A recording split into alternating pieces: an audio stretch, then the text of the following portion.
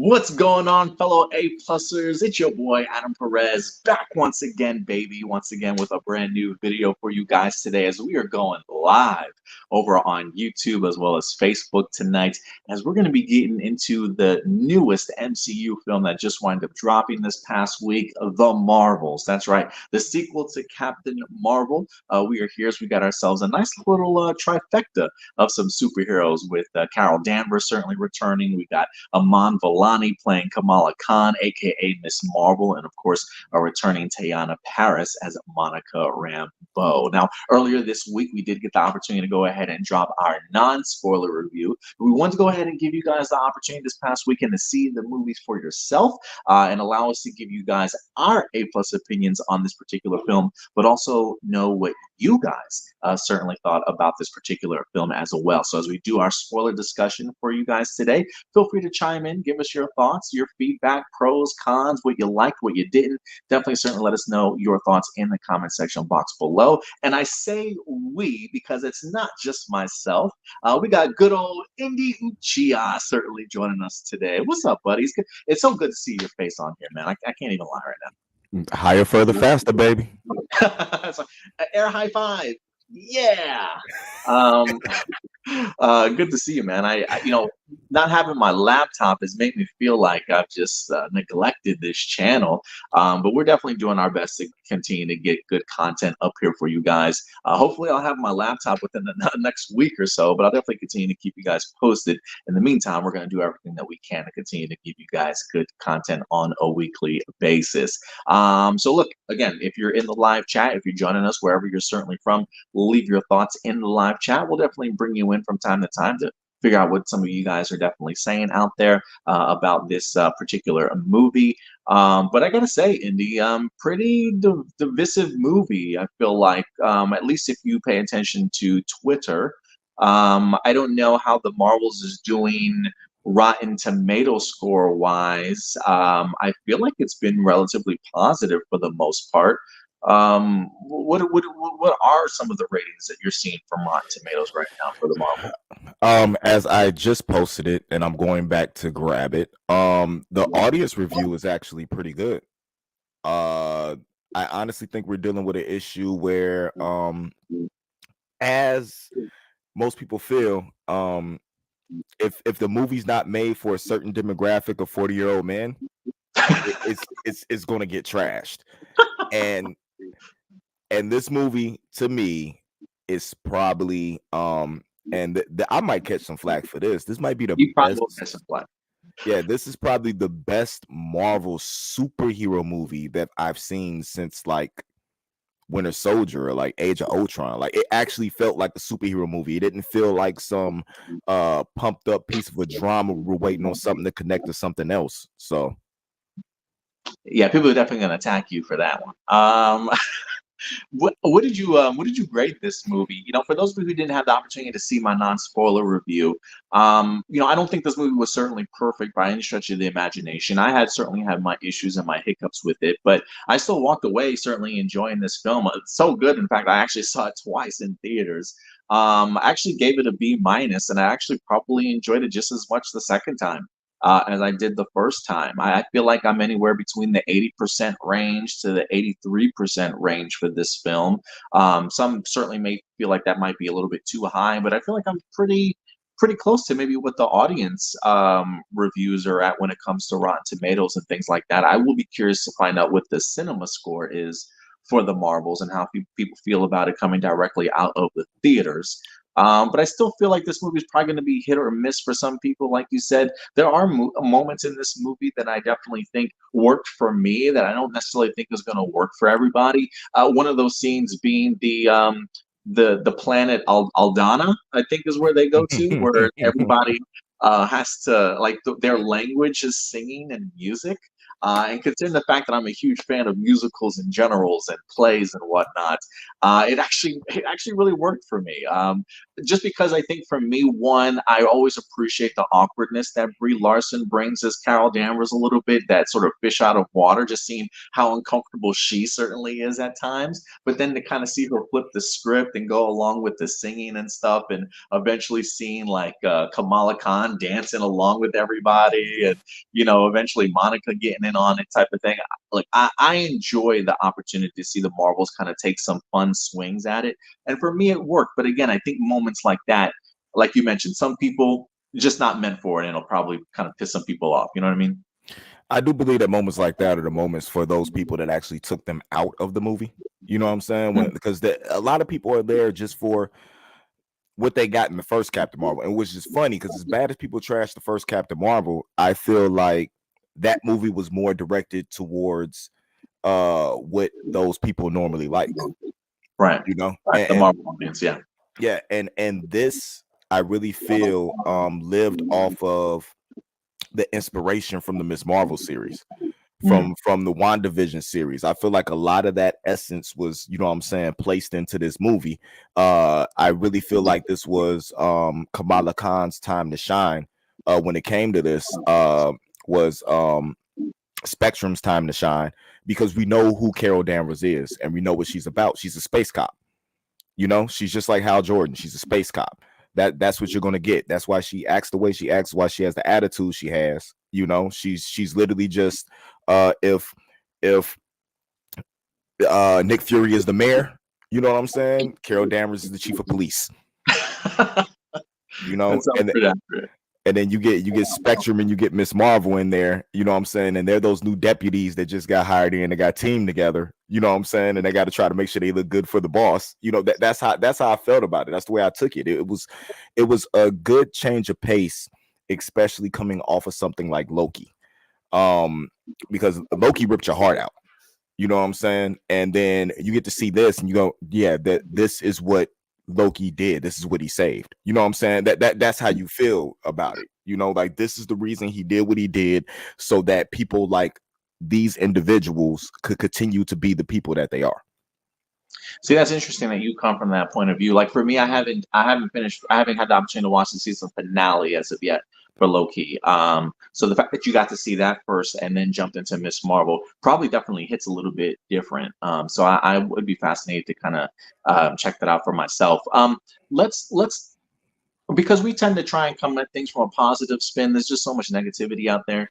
I do want to focus on the cons, but first, I definitely want to talk about the pros of this movie. For me, one of those things was I really enjoyed the addition of Kamala's family in here. While I do wish that there was a little bit more exposition for some of these characters, especially if you come at it from a point of view of maybe not having seen WandaVision, maybe not having seen Miss Marvel. I don't necessarily think that they did a great job of establishing those characters or at least their origin stories within this movie. But I do think the elements that they brought over from those series really worked. I didn't know how much of a role Kamala's family would certainly play into this, but it definitely added to the levity and the humor, man. I mean, I feel like I got so much laughter out of all of them as a family. There was still sort of like that family warmth that you get, the idea of clearly her mom and her dad being concerned about her and stuff. So you definitely got those family elements and vibes, but definitely the humor that they certainly wind up bringing forth. If it wasn't, brother and sister making fun of each other, then it's the siblings making fun of their parents, sort of thing. For me, it honestly worked in regards to that. So I was actually pleased with the idea of the addition of Kamala's family in this.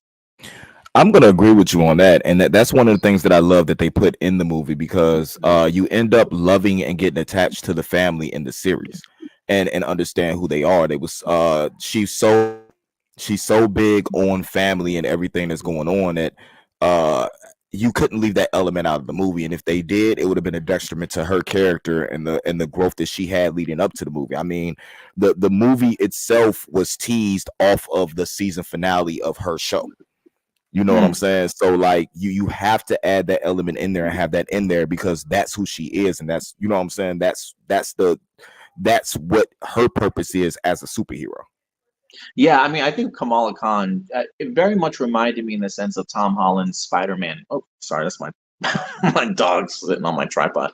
Um, she very much reminds me of like Tom Holland's Spider-Man in the sense of just that youthful exuberance that she certainly brings. For some people maybe it might be a little annoying. Who certainly knows? But I really enjoyed the element that Kamala Khan brings, and I really do think Iman Vellani is going to be a star. I think we saw that when we talked about and reviewed Miss Marvel, but the opportunity to have her in here, especially to kind of see her bounce off of other superheroes, especially her being the fangirl that she is and getting the opportunity to finally meet Captain Marvel for the first time.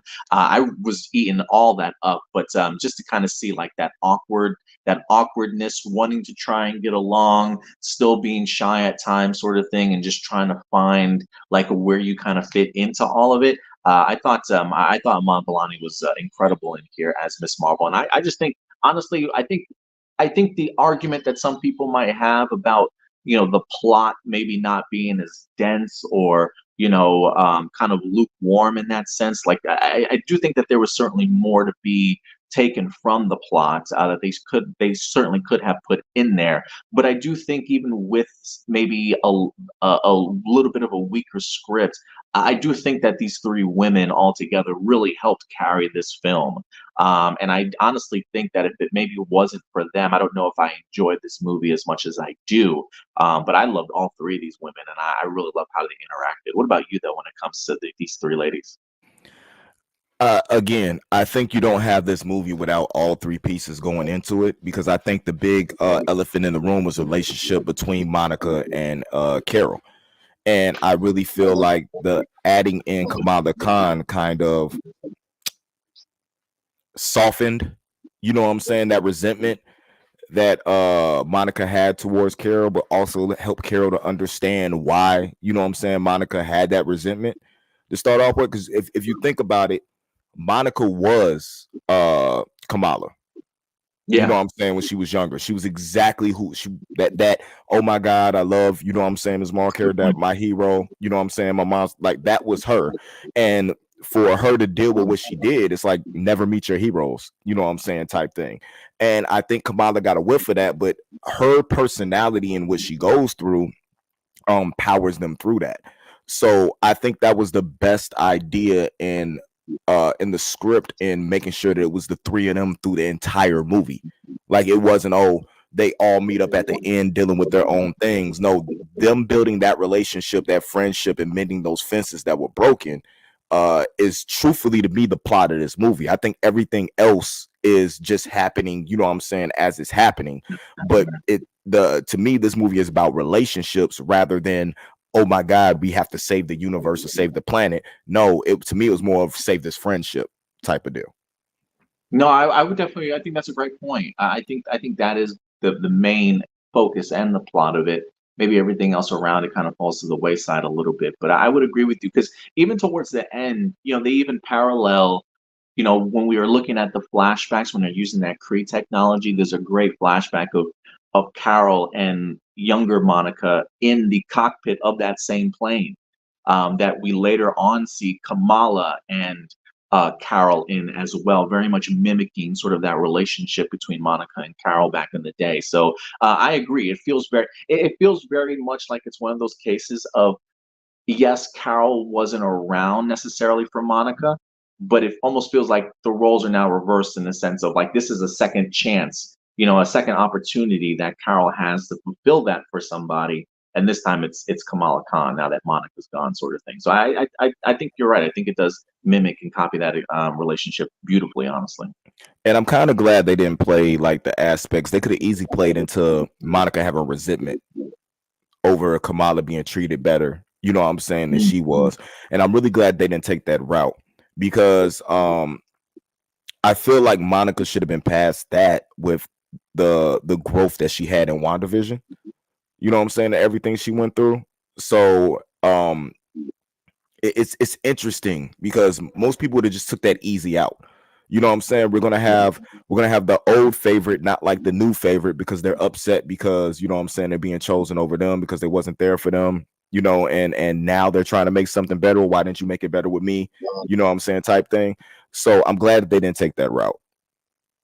Yeah, I am too. I mean, there clearly was some sort of resentment for Monica still. I mean, the meeting of them was definitely awkward to say the least. I think if there was a complaint that I had, it's that while I appreciated the pacing of this movie, I do wish that they had taken maybe an additional 15 minutes, 20 minutes and added it to this movie. Because I kind of really would have liked just more, just exposition, just more attention to detail. Like I would have loved to have seen more of Monica and Carol, or more of Kamala and Monica. Like I really would have loved to have seen deeper conversations. And while I think that they tapped into those, I think some of them were just so quickly and easily resolved that I think probably could have benefited from a few more minutes of maybe some struggle or really deep sort of contemplation about everything that really happened between these women. And you know what I think that is? I think that's because women are better at solving their issues than men are. Like they get over it quicker than we do. Yeah, they attend to reason, and I think that's why a lot of men hate this movie. Because think about it, I was watching Captain America: Civil War the other day, and I'm watching the end when Tony finds out that Winter Soldier, that Bucky killed his mom, right? Oh yeah. And you know what I'm saying, Cap is trying to explain to him like that wasn't him. He was brain, you know what I'm saying, he was mind washed. You know, I feel like if that was a situation between these three, that they would have talked it out. Like it would have been talk no jutsu. There wouldn't have been a Tony going, well, I don't care, he killed my mom. You know what I'm saying, type deal, and then going off and trying to take off Bucky's head. Like The thing is, if Kamala was there, she probably would have hugged Tony, brought Steve into a group hug. They would have just hugged it out right then and there, and then it would have been over. yeah, you saying it's all on Kamala. Kamala's the one who she's the Kamala's the Naruto of the Marvel universe. The talk no jutsu. I mean, it's one of those things because I mean, just looking at the movie itself, right? I mean, she tries to explain, my mom passed away while I was blipped, which is heartbreaking in and of itself. And I felt like that alone could have been like a 5-minute conversation that Carol and Monica certainly could have had with one another. Because, Monica was very much under the impression like you never came back when, that's not the true reality of it. Clearly, clearly Carol did come back because she did talk with Monica's mom when she was going through the cancer treatments. And I think even during that time, Monica was gone. She was probably blipped. So clearly during the 5 years, Carol at some point in time did come back, but Monica wasn't there. I just kind of wish that's something that Carol emphasized a little bit more and had a real sort of sit down sort of conversation with them. But this movie was so short, there was like no time for sit downs. It was very much like, let's get to the next scene. And and I don't mind the pacing of it. I enjoyed the pacing of it. It felt like a very tight, like this is a story, let's get this done sort of mentality. But again, there is a part of me that wishes we got an additional 10, 15 minutes of that. And I think that comes with with everything they showing us that part of what Monica went through. That was like a whole episode, you know what I'm saying, in WandaVision. Where they dealt with that, and just Carol's demeanor. You know what I'm saying? Like, you got to think, Carol probably thought that Monica wasn't even alive. She blipped. They all had to deal with that. Carol mourned Monica. You know what I'm saying? Not just Monica, but mourned her mother as well.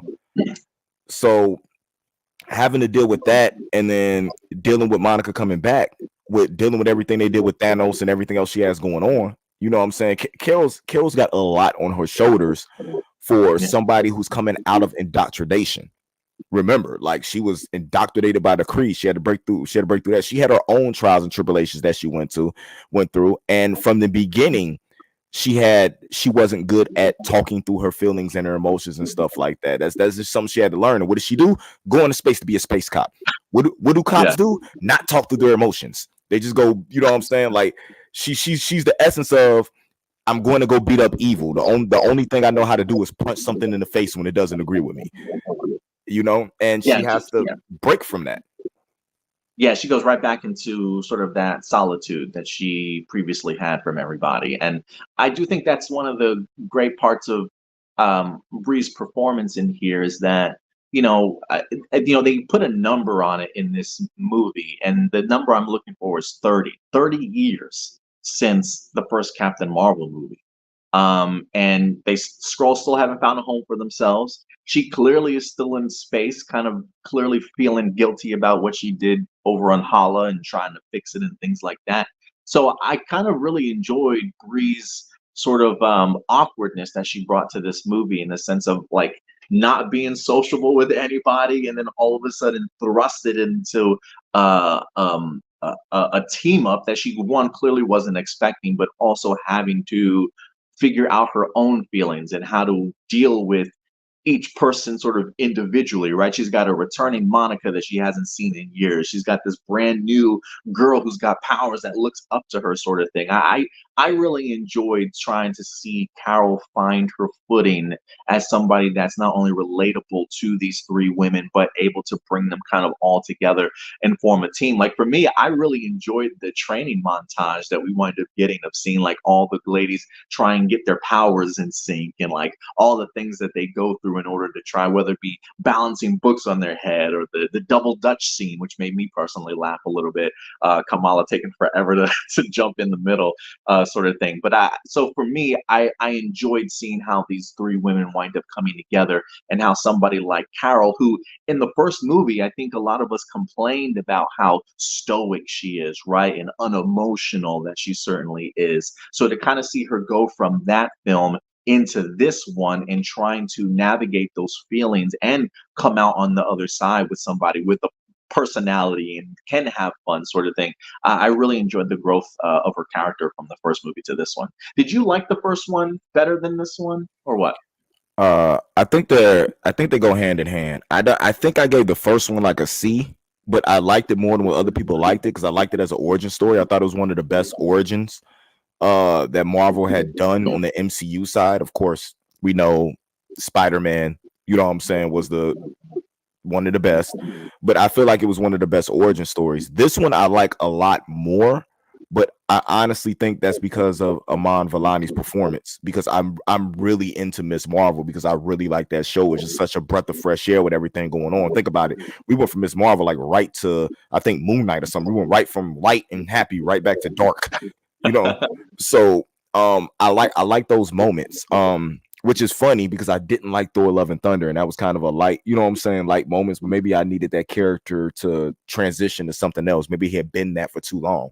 You expect a teenager to be like this. I mean, that's why I think I liked Kate Bishop in Hawkeye. It was just refreshing that, you know what I'm saying, she had that type of mindset with everything that was going on. We're seeing a birth of what might be a young Avengers that are bringing, you know what I'm saying, some type of light back to all this dark that we watched our original heroes go through. Yeah, I will say the end scene of seeing Kamala recruiting Kate Bishop, I think we kind of had an idea Young Avengers was coming. We weren't sure exactly how they would execute it, but I thought it was brilliant, with Kamala sort of taking charge and really echoing the same words of Nick Fury to Tony Stark from the very first Iron Man movie. I thought that was a really nice touch, in regards to really showing the beginning, if you will, of a sort of a new era. What did you think about that final scene to the movie? I really, really like that. And you would think that of anything, it would have been Kate Bishop running around recruiting people, right? Because of how closely tied she is to Hawkeye, how Yeah. Hawkeye is tied to Shield. But maybe finally Nick Fury has woken up and understood the type of personality that he needs to be a lead. I mean, when you see Miss Marvel, you don't just trust her. Like, it's just something about her personality and what she do. You go, oh, I could trust her. Everything she say. You don't get that from Nick Fury. Think about it. Tony Stark never trusted Nick Fury. It's one of the reasons why I feel like he didn't entrust Fury with the Edith, with the program. The same reason he didn't give it to Rhodey, because he knew if he gave it to Rhodey, it was going to end up in the government's hands. Who did he give it to? A little kid from Brooklyn. You know what I'm saying? That he felt was honest enough that no matter what was going to do the right thing. You know what I'm saying? That had that conviction that he gave him that, you know what I'm saying, gave him those glasses with that program in it. So she just has that personality that I feel that our heroes need in the future, because who are you going to trust? You're coming out of the blimp. you have no idea what's going. You still don't know about the incursions because we don't know what Doctor Strange is doing. He just took off and was like, "Bye." There's a lot of shit right now that's happening that I don't think anybody knows what's going on right now. Nah, if Ant-Man isn't reporting back, well, he can't report back. You know what I'm saying? Because he's lost to the world right now, really. Kinda, and it's like you got the Kang thing going on. All this stuff's going on. Loki's chilling in a tree watching people. You know what I'm saying? Like it's what are you to do? You don't know where Thor is. You know what I'm saying? He's raising a kid off somewhere. You know, like what are we supposed to do? You know, I am curious if Nick is even aware of Kamala doing some recruiting. You know, because when Kate Bishop comes in, she says, you know, what's that in your hand or something like, how'd you get that intel on me, sort of thing. And she's like, oh, I found it on my couch. Like it feels very much like he left the pad by mistake at the Jersey City home, and she just randomly is going through it and recruiting people on her own. I am curious if Nick Fury is even aware of what Kamala's doing right now. I feel like everything Fury does is deliberate. I think we found that out in Secret Invasion, which, if the timeline's right, it should have been Hawkeye, the Christmas special for Guardians, like both like 2025, like Christmas season. This should have happened like late 2025, like right after Christmas. Well, it wasn't no snow on the ground, so it's probably like early spring or something. But because Secret Invasion doesn't happen until 2026. So what's interesting to me is that Secret Invasion happens right after this. So maybe there is no Nick Fury at the time because he's in space somewhere. You know what I'm saying, to do the recruiting. I feel like he would deliberately left that. You know what I'm saying? Because he how do you not trust Kamala to do what you ask her to do? I mean, she has helped save the world twice already. Yeah. Helped save Jersey City and now the universe with Carol Danvers in them. So yeah, it'll be interesting, man. But I thought it was a nice tag at the end. And they even name dropped Cassie, Scott Lang's daughter as well. So we're definitely going to be getting her as part of the new Avengers at some point. I think she went by the name Stature. Yeah, I think she went by Stature in the movie. You know, I will say another con for me in here was probably I didn't really care so much for the villain, man. You know, the villain was kind of I appreciated her premise of the idea of like her wanting to kind of save her people. It was interesting point of view to kind of see a Kree soldier kind of looking at Captain Marvel in that light. The idea of like coming up with a new nickname for her and calling her the Annihilator and stuff. So I kind of appreciated her motives for what she was certainly doing. But as far as character-wise, I didn't really do anything for me, man. I think when it comes to her, well, she didn't bother me. I'm never going to talk bad about Mrs. Loki. Yeah. When it came back to me, I put myself in the role of what if she was Captain Marvel? What if the villain? What if she was Captain Marvel? What if this was her origin film and she's trying to save her people, you know what I'm saying, from annihilation from this big organization, sword shield, whatever you want to call it, that's, you know what I'm saying, coming to help this other species we're at war with, you know what I'm saying, and take us out. So in her people's eyes, in her eyes, she is the hero.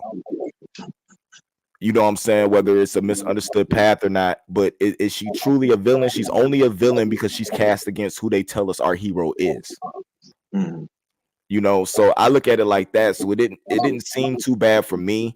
I think now that our villains are so multiverse, it's such a multiverse aspect, and there's such a threat that anybody who is not of that stature is going to seem like they're not villainous enough. I mean, we watched Carol Danvers like go toe to toe with Thanos. Thanos had to like cheat to beat Carol, you know what I'm saying, beat Carol Danvers one-on-one. So her with two other crazy superpowered individuals who are like on light years ahead of what we've seen from you know what I'm saying, the old Avengers, because the three of them to me are more powerful than the Avengers team that we saw like together. Probably close. I think you can Captain Marvel. I think with the three of them together, I mean, we're definitely probably talking the Thor stature, Hulk stature. I mean, I think they could probably easily take out those two for sure. Yeah, and they can fly. You know what I'm saying? Where like half the Avengers can't fly. You know, so it's crazy that we look at this and we go, oh, the villain was kind of weak, or the villain wasn't good enough. That villain was going toe to toe with three of the most powerful beings in the universe. Well, I mean, I think she was capable. I'm not saying she's not a capable villain. It's just that I don't necessarily know story wise if it was enough for me to really like if it was somebody that's memorable for me. Like I know you were a fan of Ghost from was it The Ant-Man Ant-Man 2, 2? Like Ant-Man and the Wasp. she's right up there with Ghost for me. I didn't really care for her. Saint Taskmaster, didn't really care for her sort of thing also. She's just kind of one of those forgetful ones. But you might be right. I mean, look, when we've been blessed with people like Loki and Thanos that have shown that they are more than capable of sort of carrying a couple of films on their own. You know, they definitely have taken the time to really build those characters out. But you know, we can't. Not every movie is certainly going to have those type of. Not all those movies are going to have those type of villains, sort of thing. What's up, Enrique? Good to see you in here. He says Marvel was a great movie. Can't wait for next year's Deadpool 3 in 2024. Yeah, it's going to be the only Marvel movie that we get of 2024. I'm pretty sure we'll probably get a couple other series though. Marcelino, what's up? He says it sucks that Dar-Ben was generic, despite the fact that she has good motivations. Yeah, that's exactly what I said. Like I appreciate her the reasoning behind what she was doing. It just kind of fell a little bit to the wayside for me. But again, I think one of my cons, while I appreciated the pacing of this film, I do think that there's an additional 15, 20 minutes in this movie that, if added, it could really go a long way of defining some of these characters a little bit more than what they were even able to. Like, it's one of those things, Indy, where this is like a perfect example of what Bob Iger, I think, is talking about when he says that it's been stretched thin and diluted. The sense that, again, if you really want to know who these characters are, like as a general audience member, I think jumping into this movie alone does not do Monaco or Kamala Khan justice whatsoever. You have got to watch their series to fully understand that and watch it. And so I think for me, when Bob Iger says that type of stuff, it just makes me think like, man, I wish Marvel Studios had sort of like a retreat or like a writer's room where they literally sat down, came up with the game plan, and maybe they did. But it's one of those things where I think your main line of storytelling needs to be just the movies. If you want to make things separate, that's fine. You can have spin-off series and side quests, whatever the case may be. But whatever you do, those movies have got to be the main streamline of the storyline and characters that you're telling. So even if we've seen a Miss Marvel, you have got to somehow include a Miss Marvel origin-ish sort of in something like this. That's just my personal belief. In order for people to truly come away, if they haven't watched these series, to really appreciate this movie a little bit more. I don't know. I don't know if I totally understand what you're saying. I don't know if I agree with it, because when it comes to like, if Miss Marvel doesn't do so well as a series, I don't think she even makes it into the movie. I get you. You know what I'm saying? Yeah, I get you. Go ahead. But and then if we rehash the origin, or try to, you know what I'm saying, do something with the origin, we get the same thing we get like when people talk about Spider-Man. Like, why do we sat through this already? Why do we have to, you know what I'm saying, sit through this again? Because the first Captain Marvel was 2 hours 4 minutes, so it's about 19 minutes more than what this movie was, and people were screaming the movie was too long. But really, the movie felt long to me. Mm-hmm. And I don't feel like it was a long movie. It just felt long to me, just because I found it personally as a bore. Like, it was just a little bit of a drag for me at times. But what do you get when you get a Kree soldier? Maybe that's the reason why we felt that like Dar-Ben was kind of generic, because the Kree are generic. They are pretty, you know, that's their personality. So maybe this actress hit the character on the head, just like Brie Larson was hitting Captain Marvel on the head in the first movie. That's how the character, you know what I'm saying, is perceived through the paper, because that's how they are indoctrinated to Kree. But like you said, a lot of times it doesn't come across the screen as interesting if you're not tied into the philosophy of these people and these characters. I do feel like the Kree themselves don't get enough time to get flushed out. If you didn't watch Agents of S.H.I.E.L.D., you never really got to understand what the Kree really were. You know, you just get these because I think I feel like outside of Ronan, the Skrulls and the Krees just feel like generic foot soldiers yeah, almost. and Ronan never feels like a typical Kree because Right. he himself was always going against kind of what, you know what I'm saying, they were doing kind of with his actions. So he never felt like he was typical. That's what made him kind of feel dangerous. You know, even through his short stints that he had, because he wasn't around a lot, you know, but it made him feel a little bit more dangerous because you felt like he didn't operate like normal Kree. You know what I'm saying? Operated. So yeah, maybe we need that rogue Kree, you know what I'm saying, to jump up and do something. And I feel like we're getting a lot more of that with the Skrulls rather than with, you know what I'm saying, the Kree. We're actually getting developed characters, a sociology, you know what I'm saying, right there with the Skrulls, because we're spending so much time with them through movies, television shows, and everything like that. So why wouldn't some of these shows like Secret Invasion, we're always getting them mentioned, Miss Marvel, why can't we get Kree, you know what I'm saying, more incorporated into the other mediums rather than just movies? I think that's the problem that we're having. They're not included in every other medium like everybody else is. I'm trying to think what else about this movie. I thought the soundtrack was pretty fire. I had a pretty good time with the soundtrack. That definitely helped carry it for me too. What are the alien cats' names? What are they called? I don't know, but I locked all my cats in the room that night. Yeah, I have 5 cats in this house. They all got locked in the office that night. I do wish that they explained a little bit more about like where these eggs came from. Like I'm assuming that goose gave birth to all of these. I do wish I could understand like how or why or when, like how this all happened. They didn't really explain that. They just popped up randomly, sort of thing on the ship.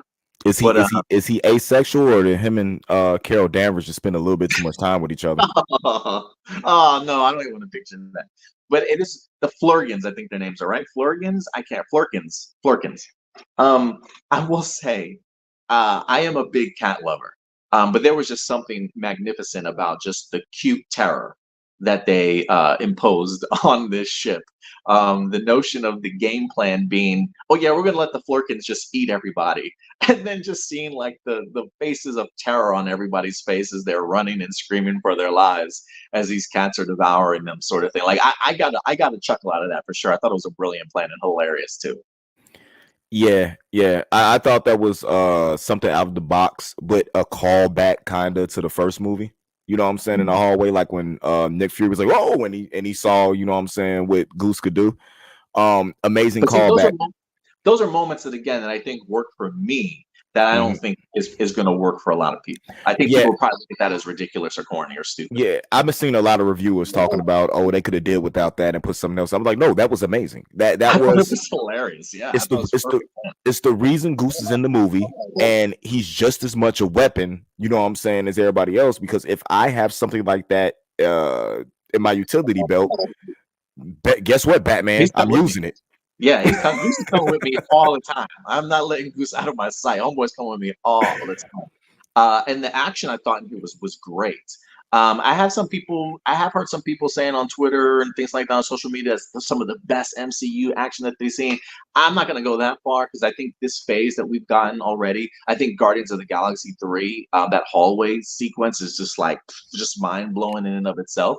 But not to take anything away from the incredible fight choreography that the Marvels had. I thought it was hella fun. And, going into the movie, we already kind of knew that the gimmick of it was going to be the power swapping, but seeing it in full effect, I had a really fun time with it. I thought it was hilarious how they executed it. But once you get into the fight sequences and seeing, especially after they trained and how to utilize it, incredible stuff, man. I was a big fan of it. I don't see anybody complaining about them swapping Kamala Khan's powers anymore. Like you remember Yeah. when that was a big uproar talking about, oh, they changed her powers so they'd be easy. No, now you understand why they did it. You don't get that from somebody who does Fantastic Four stretchy. Like it's not happening. I can Did you have understand. any?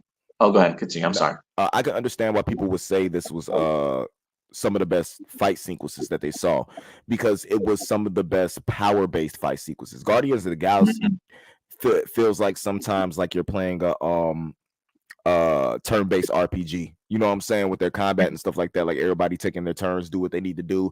Some people have range, some people have close, but no, these to me felt like straight up fight sequences. You know, and that's what I liked about it, because what's Carol gonna do? She'll get in close. She can't get in close. She's gonna blast you down. You know what I'm saying? Till she can get in close. Like it just seemed like what you want to see from somebody who's a tank. You know what I'm saying? And in their supporting cast, I don't think I've seen anything like this that interests me, as far as fight sequel wise, since like Doctor Strange 2. Because those were some beautiful fight sequences, you know what I'm saying, within that movie. And it started off just with a bang and then just kept going throughout the movie. So I can dig it. I feel like, do I feel like the movie could have been longer to, you know what I'm saying, end out the question that we put up there? Yeah. I do feel like they could have added a little bit more in, because I would have liked more one-on-one conversation with Carol and Monica. I would like Monica to fill her in a little bit more on what she was going through. Maybe a little bit of Wanda bombs. You know what I'm saying, and different stuff like that, just to fill Carol in. Yeah, because like Carol knew Wanda, or at least shared a battlefield enough with her. So I think some exposition really would have went a long way. Wanda saved Carol, I believe, from dying. Like, you know, like I think that would have went a little bit better, or Carol even reflecting on Tony's sacrifice. She didn't know Tony Stark, you know what I'm saying, all of them, but could respect his sacrifice, you know what I'm saying, on the field, like you losing a fellow soldier. You know, they could have talked a little bit more about her mom. You know, but I really think the reason that they did it was because of the end credit scene. Yeah, I see what you mean. So there could have been some stuff to make it better, but I don't believe it made the movie worse. You see what I'm saying, by not having it, but it would have just made it better. Like the movie wasn't worse off because it wasn't there. It could have just got a little bit better. I would agree with you on that 100% for sure. Any other pros or cons out of this film before we get into like that end credit scene? Pros are definitely cinematography. Totally, yeah. I really appreciated Nia DaCosta in here as a director. There was some really, I would agree with you, definitely some great choreography. I mean, great cinematography for sure. And I think Nia DaCosta even had a hand in the script. I don't think she was the sole writer. I think there were like 2 additional writers on there. And I think because of Nia DaCosta attached to it, I thought that we would get more of those intimate moments, because I think she's so good at that and capturing that when it comes to her films. So I feel like there's elements of Nia in here, but I feel like those might have been overshadowed, or I don't know if scenes were cut or whatever the case may be, but I do think that maybe she was overruled a little bit more from some of the Marvelism, if you will, of this movie. But I would agree with you, cinematography. For sure. Any other pros or cons? I agree with Marcelino on this. He said the queer representation with Valkyrie kissing Carol was slightly better than Doctor Strange 2 and Thor 4, but not by a lot. It's still like surface level. Valkyrie being in this movie, and you know what I'm saying, being a point of contest, you know what I'm saying, being somebody who could talk with everything that she's been through and being like a voice of reason was real dope to me. Them using her character for something like that. Yeah, I thought that was pretty cool too. I wasn't expecting her to be in here until I saw like the last TV spot. But I thought it was a really nice surprise. And I'm kind of curious as to what happens with these scrolls that she winds up taking. Does she take them to Earth, to New Asgard, or does she actually find them a home? I will be interested to see if we ever figure that out. But yeah, having Tessa Thompson in here as Valkyrie was certainly a nice touch. And to Marcelino's all in these comments, baby. He said it's great that the action was actual physical action and not just a CGI slugfest. I'm not gonna lie, seeing Monica out there duke it out in the house, Kamala Khan's house, I thought was actually pretty dope. It was pretty cool getting an opportunity to see her get her hands dirty for sure. Well, we got the CGI slugfest from her with Wanda. You know what I'm saying? So like, I like the fact that, you know, we did get hand-to-hand combat. I missed that. Think about it. Some of the best fight scenes that we talk about from Marvel have all been like hand-to-hand. Think about the elevator scene with Captain America. Shang-Chi. Shang-Chi. Think about anything Black Widow did. You know what I'm saying? In the first couple of movies, the Black Widow Winter Soldier fight. Like a lot of that is just hand-to-hand, brutal sound effects. You know what I'm saying? Stuff just sounds like it hurts. Sometimes we get tired of looking at flashy lights. Yeah, absolutely. Any cons from this movie for you that we haven't talked about? Uh, the only con that I have in this movie is Nick Fury. Too lighthearted of a character, not enough of him. What's up? Um, it's too much of a drastic change for me. No one coming from this movie going to Secret Secret Invasion. Invasion. So Totally. it's way too much of a drastic change in his character. So it kind of takes me out the believability of what happened in Secret Invasion. And a lot of people didn't like Secret Invasion. I think it was just named wrong because I don't think people would have tuned in for a Nick Fury show. And that's why I feel like it was called Secret Invasion. But to me, that was the most character development ever that we got out of Nick Fury. But I don't understand how you got from this to that. To that.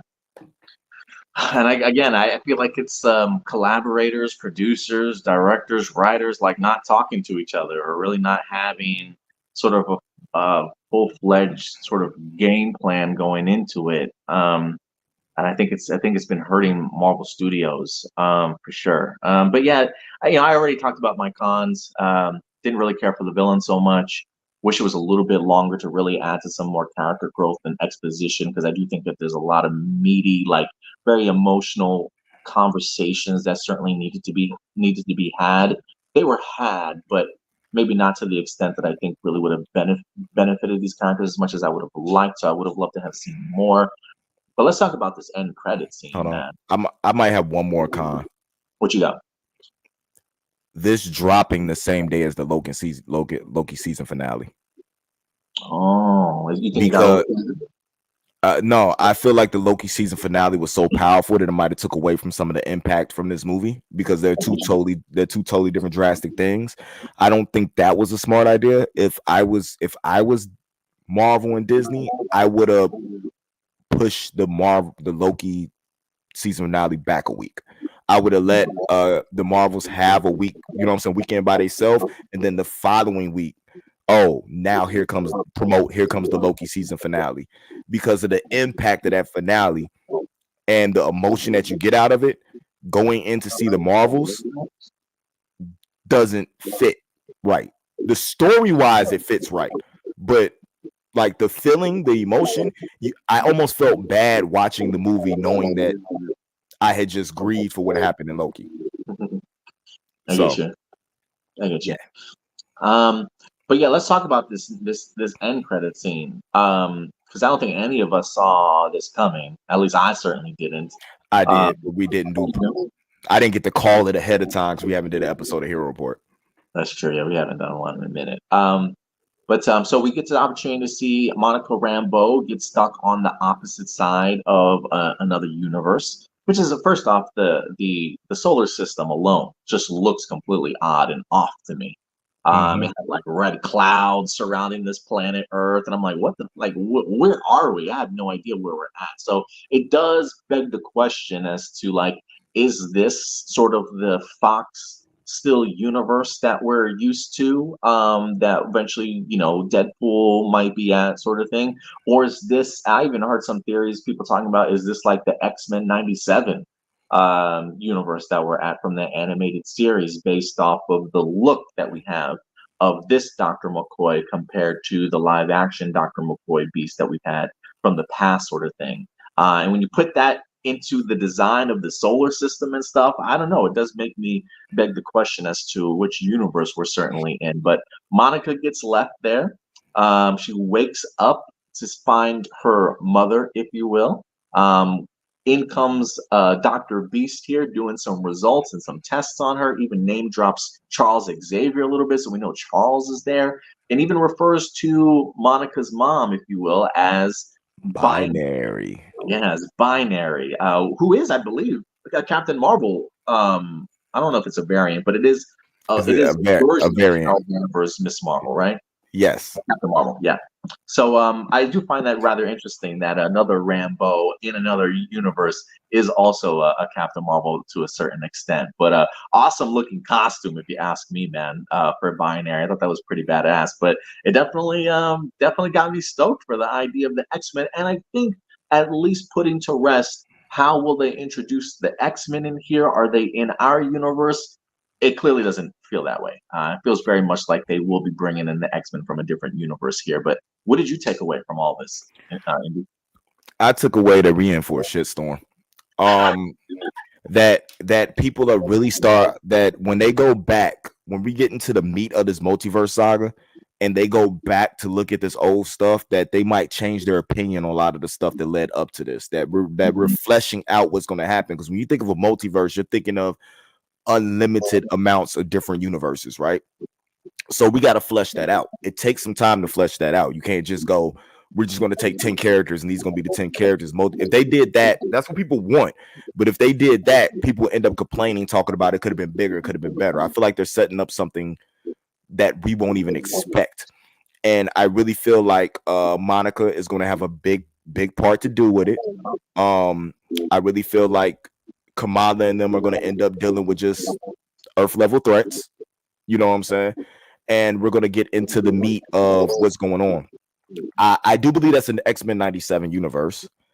I don't think it's the Fox franchise universe. I think that universe is gone, to be totally honest with you. I think that universe is destroyed.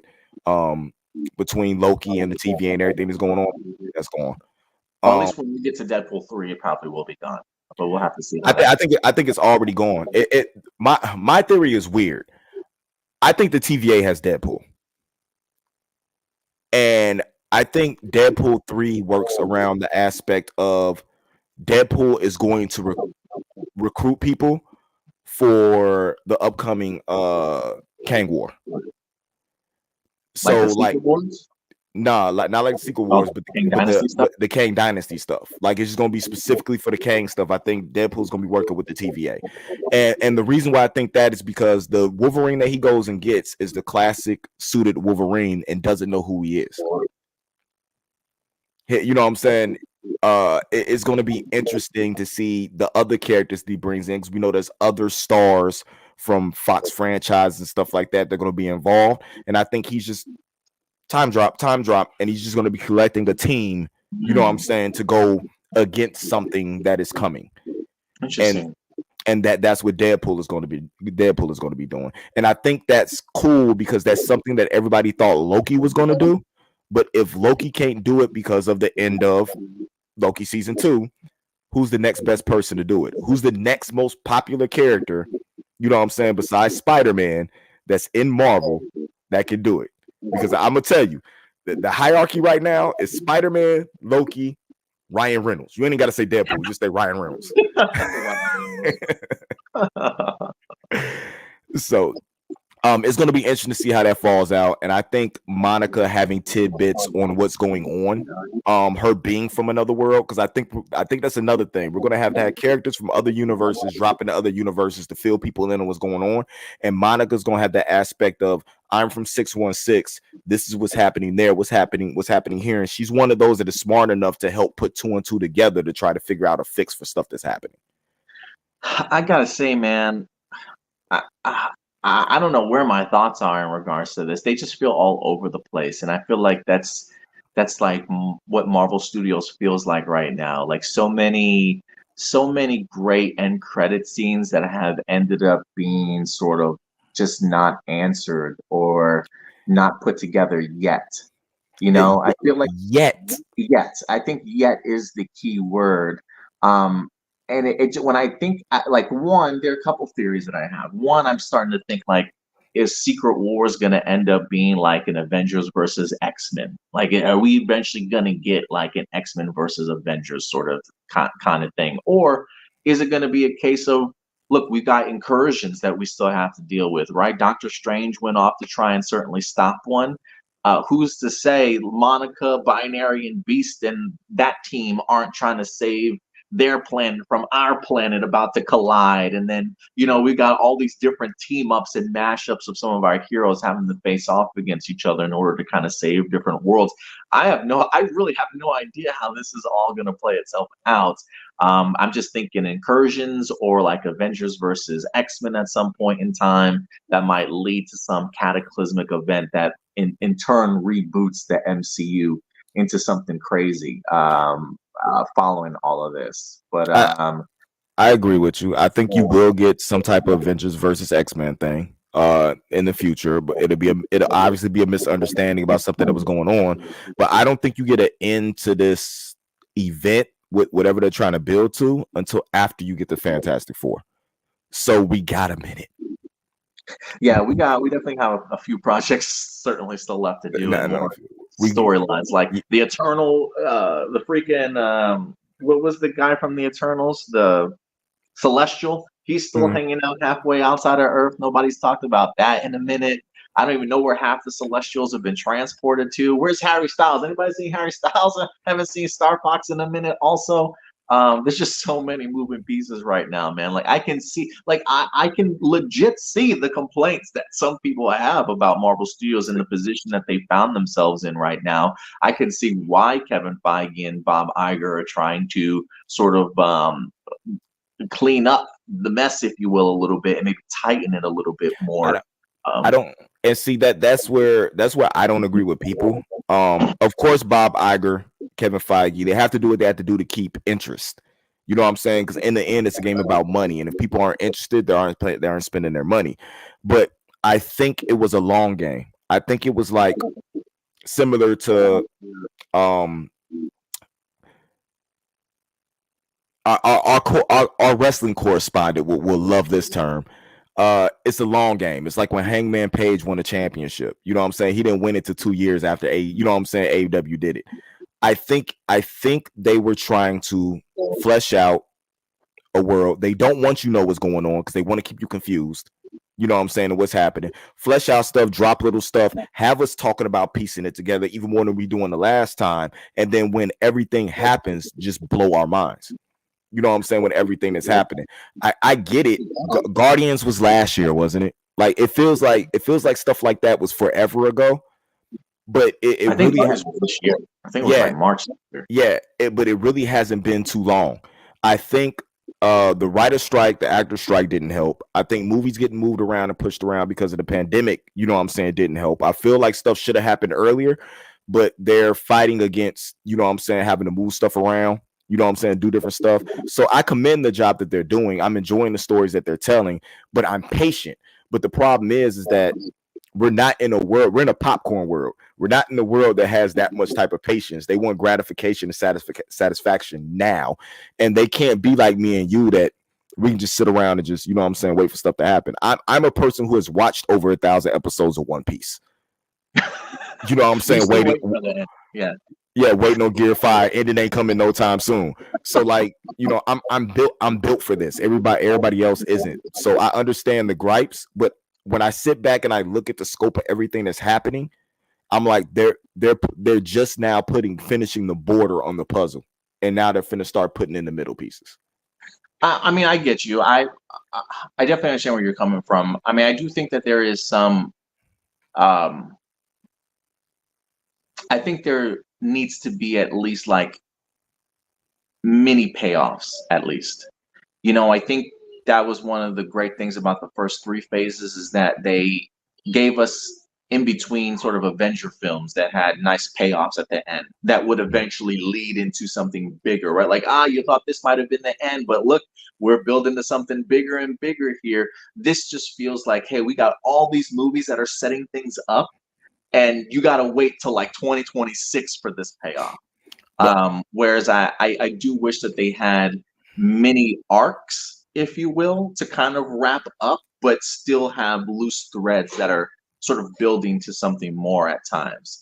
And so I would agree with you in the sense that I don't want to put it all on the bad writing or the bad planning. Because I do think a lot of the failures that we're seeing right now do come from other things, whether it had been the pandemic pushing things back, whether it had been the idea of streaming taking over and forcing us to, watch movies at home than rather go out to the theaters. Like, there's just so many other things I think that have definitely thrown off their plans, aside from just maybe a bad plotting and storytelling. So I do think that you are onto something there. But I would say I think the conclusion of mini arcs or mini payoffs while leading on to something bigger might help keep people sort of feeling like I'm satisfied and I know that there's more coming, where it's like you're right. Some of us aren't, some people aren't built for that long waiting game sort of thing, if you will. But I think something like that would at least hold some people over. You know what I mean? And I think what they need to do is do better with their television properties, because you got to think WandaVision was a huge payoff. You know what I'm saying? The end of WandaVision to lead up into what was coming in the next series of movies. It was the same thing with Miss Marvel. You know what I'm saying? It was a payoff that spread into different things. I don't know if I can say the same thing as Secret Wars, because I don't know where they're going with that, what they're setting up with that. I don't know if it has anything to do with the multiverse saga, if it's going to be something in the future. But they just did it with Loki. You know what I'm saying? Huge flipping payoff for what's to come from the future. It was more of a payoff for comic fans. Like you know what's coming from what you just saw, type deal. If you somebody who just watches this because you're into the movies and the shows, you're gonna have no idea what the hell's going on. Right. So, Right. And the idea that you mentioned, WandaVision being a payoff, Miss Marvel being a payoff, that's if you watch the shows, right? So if you're not even watching the shows and you're just going into Doctor Strange, how did this happen to Scarlet Witch? I have no idea. Well, who's this Miss Marvel or Monica Rambeau chick? How'd she get powers?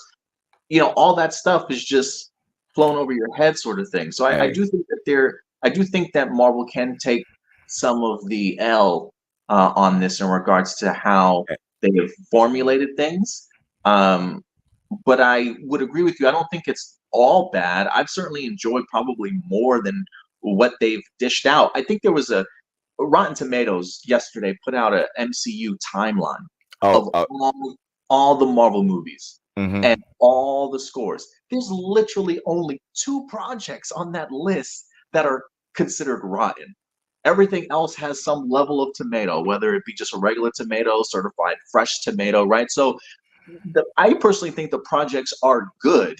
They may not necessarily be that top tier Marvel that we've come to expect after the first 3 phases, but I do think that they have some solid entries with definitely some hiccups certainly along the way. And so I do think there's certainly a lot more that Marvel can definitely do. But when it comes to something like the Marvels, I still think, look, I don't need a perfect movie.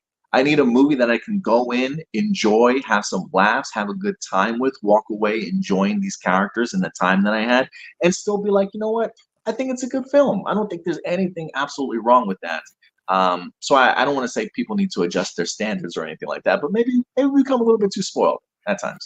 Or I think Marvel did a good job as far as with Miss Marvel for promoting this movie, The Marvels, because the Marvels is actually a bigger movie in the multiverse saga than most people thought it was going to be. Especially with the what happened with the end credit scenes. Them taking Miss Marvel and putting it on ABC, you know what I'm saying, and airing the series on there. They could do better at promoting their shows that are on. They done got so used to people just signing Disney Plus and watching the show. They don't even let us know the show's on anymore. Like, it used to be ads, everything posted everywhere. We don't know. You know how we find out something's on? We telling each other on the internet. Yeah. You know what I'm saying? Loki's out, Moon Knight's out. You know what I'm saying? That's how people are finding out about it. If they could do better into letting people know that you don't have to watch this, but if you want to be more informed, you know what I'm saying, and be able to enjoy the movie or whatever more, this would be probably something that you should watch. You know what I'm saying? Into, because to be totally honest with you, if you watched Miss Marvel and you didn't like it, 9 times out of 10, you didn't like the Marvels. Yeah, you probably didn't like the Marvels either. Yeah, totally agree. You know, but the 84% audience score says different. Absolutely, absolutely. And now look, I'll even take the critic score, which is what, like 60 something percent. It's still considered fresh. Yeah, 62%. So I mean, look, it's got a tomato next to it. People are enjoying it. It feels very divisive amongst critics, if you will. But I'm probably in there. Two questions, Indy. Mm-hmm. One, are we gonna get a Captain Marvel 3? You think? No, You think this is the end of this main story? I think this is the end of this main story. I think if we get a Captain Marvel movie, it'll be similar to like how we got Wanda's story done in Doctor Strange too. You know what I'm saying? Should be along for the ride and something. Should be a big star in the movie, a big part of whatever's going on. But it won't be a standalone Captain Marvel film. You might get a Miss Marvel film, or you might see her pop up like in a Young Avengers. She might be the mentor for the Young Avengers because there's no Tony Stark around. So that's what I think you might get. Yeah, I could definitely see that happening for sure. Yeah, as I was thinking, like, would it be the Marvels 2? Would it be considered Captain Marvel 3? It, I am interested, and I do wonder if Brie Larson would be interested in returning for another solo outing. That I don't know. Just because she understands the flack that she gets from outside I people. I think Um, she, if you ask me, I think she loves pissing them people off. I mean, she probably does. She Yeah. probably does. Or you might get a Captain Marvel and the Young Avengers.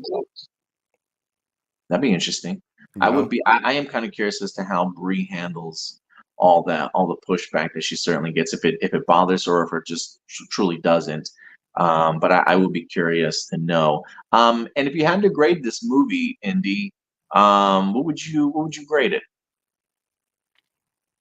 B plus, So when I consider B plus, I'm thinking 87 to 89%. probably like an 88. Just cause like you said, it could have used 10 to 15 minutes more, and I would have liked a little bit more like one-on-one dialogue between Monica and Carol, because that's what really brought me into the movie, because they haven't seen each other in how many years? You know, they hinted at their tension in WandaVision. 30 You know what I'm years. saying? Yeah, that was a big thing. You know, I would like to see that. I honestly feel like they should have. People talk about this movie. I feel like they should have gave us one-on-one conversation with Monica's mom and Carol in Endgame. Mm. That's when that should have happened. That should have been her, like with Cap and all them and dealing with stuff. That should have been Carol dealing with what she was dealing with, and show us that before she goes off world. Mm-hmm. So yeah, I'll still stick with my B minus here again, 80 to 83%. I'll probably stick with that. Um, yeah, I had a fun time with this movie. Certain things that I think probably didn't work for some people really worked for me. The musicals aspect, the Flurkin stuff, great action sequences. Kamala's family were just the gems of this movie, I personally thought. Great fight choreography. I absolutely love the chemistry of all three of these women together. I thought they were great on screen, and it's one of the reasons why I personally wouldn't mind a sequel if they wanted to team up again, these three women, to give us another film with the three of them. I would be completely open with that if Brie Larson didn't want to return for just something solo. I mean, who knows? Maybe we get Captain Marvel 3. Give me a Monica and a Carol centric movie. I'll take that too personally. yeah. But look, you guys are in the live chat. If you've been hearing our thoughts about this movie, what would you guys grade it from an A plus to a D or even an F? Personally, I want a street level saga for the street level characters like Daredevil, Echo, and Spider-Man have their own saga fighting Kingpin. I think that'd be pretty epic. Yeah, Heroes for Hire. Here we come. They tried that once. Y'all poo-pooed on it. Defenders, yeah, the Defenders, y'all.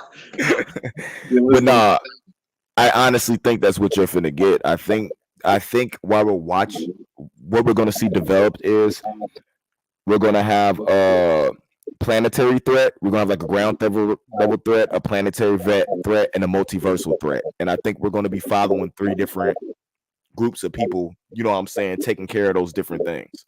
Interesting. That'd be pretty cool. I wouldn't mind trying to see how they plan that out. But they clearly are going back to the drawing board. Marvel has pushed a lot of their movies to now be releasing in 2025. So again, Deadpool 3 is going to be the only film that we get in 2024 as they hammer out new details and things like that. I don't think that's stopping the series from certainly dropping. I think we probably have like Ironheart stuff. We got Echo. I think that's I thought that was set to drop this year, but that's dropping next year if I'm not mistaken. Yeah. And we'll see how things go. But look, guys, at the end of the day, these are just simply our A plus opinions. But we always certainly want to know your guys' thoughts. Again, I don't think every movie certainly needs to be perfect.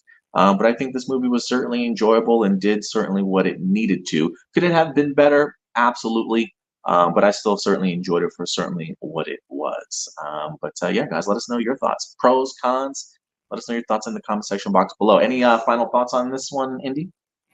It was a good everything. It was a good movie.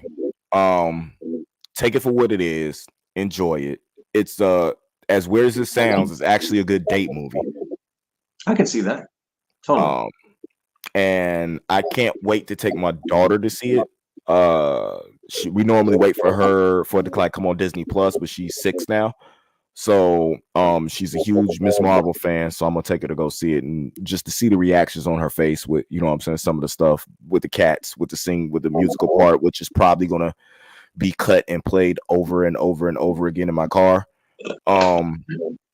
We'll see what happens. I enjoyed this in a world that's been dark and dreary, and watching our heroes bow out or die. Seeing something like this really made me happy for what we're going to get in the future from the MCU. Yeah, I would totally agree with you there. And if anything, I'd be interested to see what the second week is like. Majority positive reviews. Don't get me wrong. I hear you negative Nancy's out there. I get it. Not everybody liked this movie. But I think when people go and look at the scores, get an idea of critics, if they liked it or not, I think they'll see some positivity there. So I am kind of curious as to see what the second week would be like, to see if the Marvels has sort of any legs. I don't expect this movie to make its money back at all, but I would like to see it make something. So we'll see what the legs of this movie is certainly looking like. But yeah, guys, that will do it for our spoiler review of the Marvels. Are there any other comments, Indy, that people are throwing in, or is that it? That's it. All right, awesome. Well, guys, thank you so much for certainly joining us. We'll definitely be back later on this weekend with additional content for you guys. Again, I still do not have my laptop. Probably won't have it for another week or two, honestly. But I will continue to try and do my best to create content on my phone and post it up on our YouTube page. I know Indy's got some things that he's working on as well, so definitely expect some other content over on YouTube. If you're not following us on social media, you can follow us right here at A Plus of Me. It's very active over on social media, Facebook, Instagram, Twitter. You can catch us over on Threads. Catch us over on TikTok at Hero Report. We're also on Spotify, where you get your audio podcast at A Plus Hero Report. But Andy, where can people find you on social media, man? You can find me as always right here on A Plus Hero Report. But you can find me everywhere else at Nerd Mix Music and at Nerd Mix Alpha. New song, Spencer James, out right now on all DSPs for anybody who's into All American. If you love CW's All American, I love it too. So I made a song about it. Go check it out. Awesome, man. Awesome. Well, guys, yeah, feel free to leave your comments, like this video, share this video, and we'll definitely talk with you guys later. But until then, do us a big favor, as always. Take care of yourselves, take care of each other, and keep it A+. We'll talk to you later. Bye.